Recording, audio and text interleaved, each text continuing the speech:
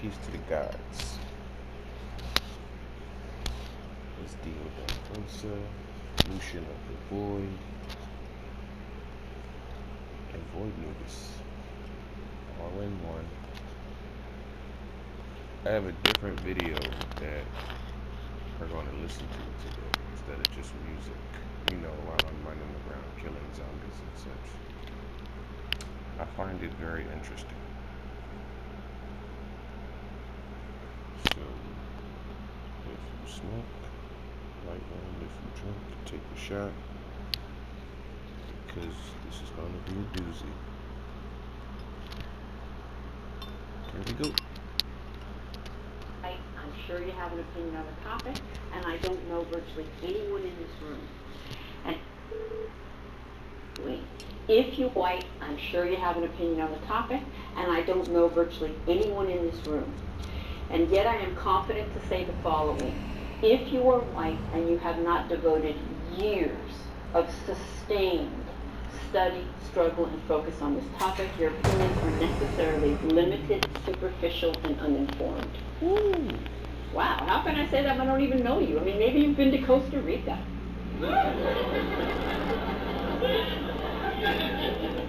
Maybe you have multiracial nieces and nephews. Maybe you were in Teach for America. I can say it because nothing in dominant culture gives us the information we would need to have an informed opinion on arguably the most complex, nuanced social dilemma for the last several hundred years. For example, you can get through graduate school in this country without ever discussing racism, can you not? You can get through teacher education in this country without ever discussing racism. And if you're in a progressive teacher education program, you'll have one required course, multicultural of some sort. That doesn't mean you'll be discussing racism. You might just be talking about how to introduce ethnic authors in February. Okay? You can get through law school. You can be seen as qualified to lead anything, virtually. Right? So the first challenge for those of us who are white is humility. When they say remaining silent in a situation of injustice, it's a complacent injustice itself, it's true. Remember, in the past, we didn't explore much about racism, and we had people who came out, I mean the early scholars, people who came up with what is called the critical race theory. Critical race theory, we have the early scholars, people like Crenshaw, we have people like Kimberly, we have people like Richard Bigaldo, we have people like Bell. These are the earliest scholars who saw to it that, no, racism is not just right when you look at it as a person black or white. There is so much. There's something called unity. Well, think you be white, unite, and toss to the channel, join my membership, and get to know what I can offer you. I'm back. Here, I am reinforcing the centrality of whiteness. I want to name that. And trust me, I've gone home many a night and tossed and turned over that. Where I always land is that it is a both and, right? To not use this position in this way, for me, is to really be white. And I'd like to be a little less white, right? And a little less white, by the way, does not mean a little more Italian-American, okay? That means a little less oppressive, quite frankly, a little less oblivious and arrogant and ignorant and certain, and a little more humble and curious and vulnerable.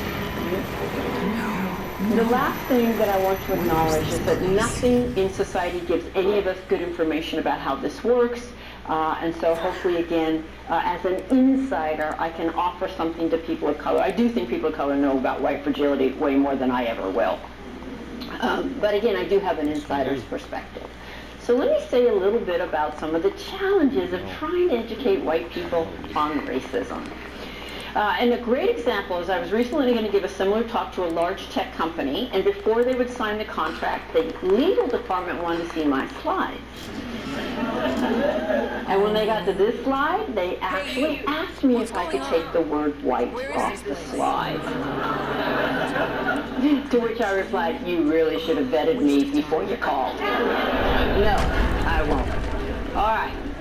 First of all, I've never met a white person who doesn't have an opinion on racism, have you? If you are not sure all white people have an opinion on racism, just bring it up the next time you're around a bunch of white people. Maybe tonight when you have a drink in Noe Valley. Okay.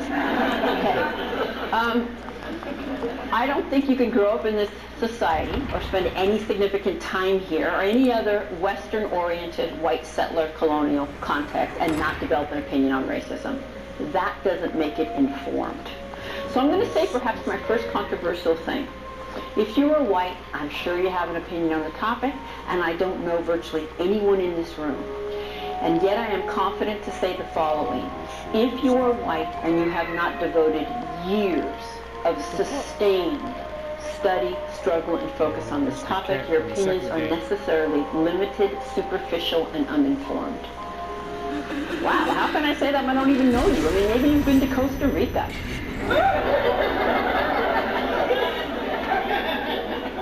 Maybe you have multiracial nieces and nephews. Maybe you were in Teach for America. I can say it because nothing in dominant culture gives us the information we would need to have an informed opinion on arguably the most complex, nuanced social dilemma for the last several hundred years. For example, you can get through graduate school in this country without ever discussing racism, can you not? You can get through teacher education in this country without ever discussing racism. And if you're in a progressive teacher education program, you'll have one required course, multicultural of some sort. But that doesn't mean you'll be discussing racism. You might just be talking about how to introduce ethnic authors in February. Okay? You can get through law school. You can be seen as qualified to lead anything virtually. Right? So the first challenge for those of us who are white is humility. I want you to know that I'm not standing in front of the choir right now. Even if you volunteered to come, there is no white choir. I am not the choir. And the moment I think I'm the choir, I'm going to be complacent and arrogant and probably defensive about any suggestion that I might not be as much of the choir as I think that I am. Time out. Heard that? Now, I would agree with everything that you said. And as far as the game, you heard what he said? You can plug in as many people into the matrix as you can and have somebody at the center to basically rule over all of them. It's basically a pyramid scheme in life and with this motherfucking game.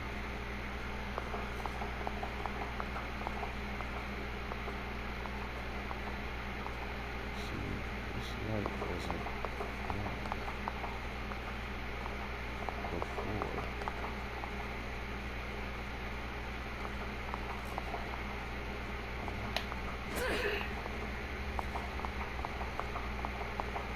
I had to make sure.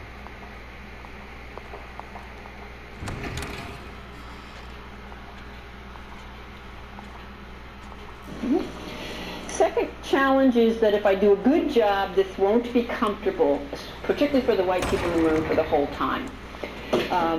The status quo is racism, and as a white person, that's comfortable for me virtually 24/7.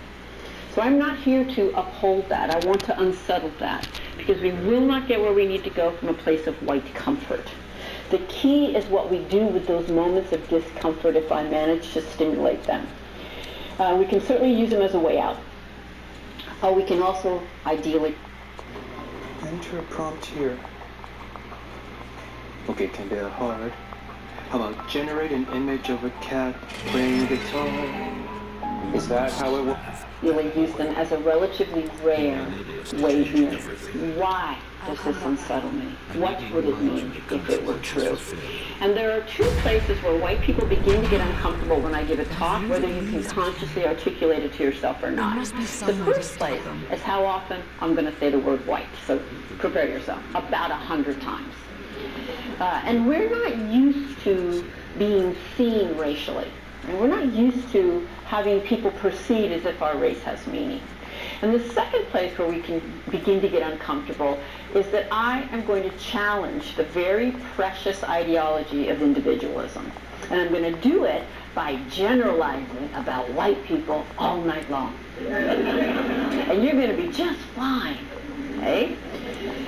It is a very precious ideology. In general, I'm talking about the white collective, we don't like to be generalized about. And so, just so you know, if I thought it was racist to generalize about white people, I wouldn't do it, so you don't have to send that email. You can actually ask yourself, well, might I be missing something if I don't understand it? Right? Rather than she must be doing that wrong. Okay? Yes, we are individuals. Of course. And I couldn't possibly hold every person's story in this room even if I wanted to. We are also members of a social group. By virtue of our membership in this social group, we could literally predict whether you and your mother were going to survive your birth. Regardless of your age. We can predict how long you're going to live because you're a member of this social group. There is a collective experience to being white. There are shared messages. We are all swimming in the same water, right? And just like gender, the way you respond to gender socialization, your challenges to gender socialization, you may have them. There's variations, but nobody can avoid dealing with gender socialization and responding to it. It is the same with racial socialization, right? So every moment that you want to exempt yourself, try this. All right, she's saying most white people X. I was a Y. Okay, good for you. Okay, you were Y. Most are X. How did Y set you up into the racial hierarchy you live in, swim in, grew up in, breathe in, right? It set you up differently than X set me up, but we both got set up. You heard it? Find out. Do you have any idea why this world is the way it is? Hate. Ruvik's hate. The man's consumed by it. He wants out. Wants to get his revenge. He wants back what he feels the world took from him.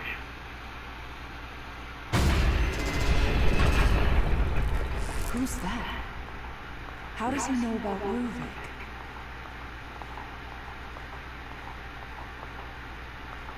Seriously? Despite our powerful benefactors, with this much collateral damage, it's only a matter of time before people start to take notice. KCPD has been dropping by a female officer. Don't remember her name. Regardless, the police are not something I should be involved with. Mobius says they will take care of it and make an effort to ensure KCPD leave us alone. Then there is the reporter from the Crimson Post. Something or other he has become a personal annoyance. He barely qualifies as a tabloid journalist, writing cover stories about tales of church sacrifices and other nonsense. But now he's being persistent about the missing patients claim. I'll be damned if he is the man who brings beating down. It seems that Reuben could be useful for other forms of problem solving. Perhaps I can interest this reporter in an exclusive interview. Who the fuck is this guy? And where the fuck she get a tape recorder from? Okay. Another room. Wait, this makes a lot of sense. You don't get to see what's in these rooms in the main game. And this is DLC. So that must mean when you start the game, Sebastian is in this room, and she came out of this one. We're never able to open these in the game, except for this one, which Sebastian comes out of, which makes sense. Wow.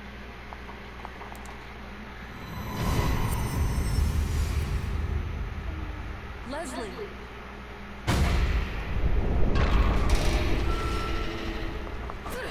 If I'm still here, then he must be too. Leslie. trying to remember Leslie was Rupert. I think he is. I think that's young Rupert.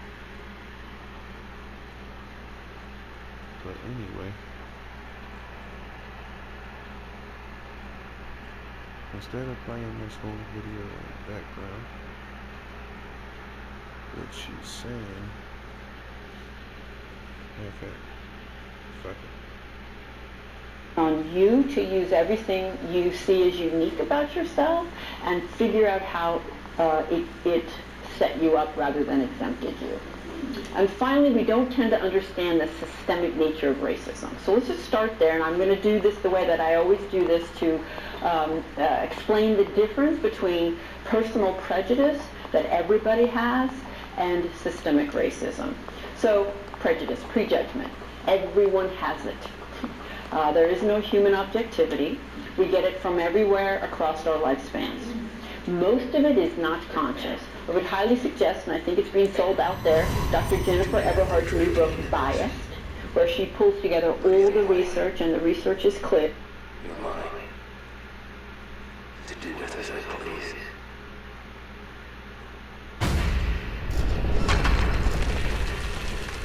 Sebastian. He must be somewhere else right now. Damn it, he doesn't have anything to do with this. So that's why Sebastian was just running around the game trying to get the fuck out of this Matrix world and shit. Couldn't find the door. Morbius.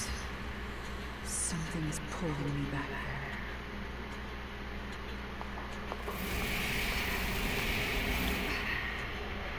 Oh, that's fucking awesome. You should find this useful.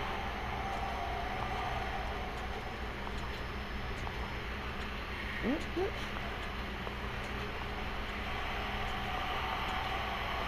Like, who the fuck was she? Is she somebody that we would kill? This bitch got a shadow, so she's clearly there. I'm guessing she might be some kind of goddamn ghost. Alien shapeshifter.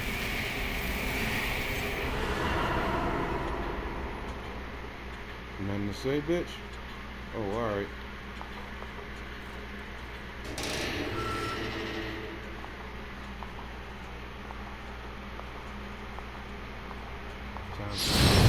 While it is theoretically possible for a host to overwrite themselves on the user, the odds of compatibility are astronomical. But the boy, Leslie, you're saying he's a compatible subject. Yes, and based on Rubin's notes, the stem should be able to run with Leslie as its source. I need you to do tests. Determine what must be done to make him the blank slate we need. He knew what Leslie was capable of. Damn it, why would they hide that from me? That poor, pale, young boy. Well, come back in part 2.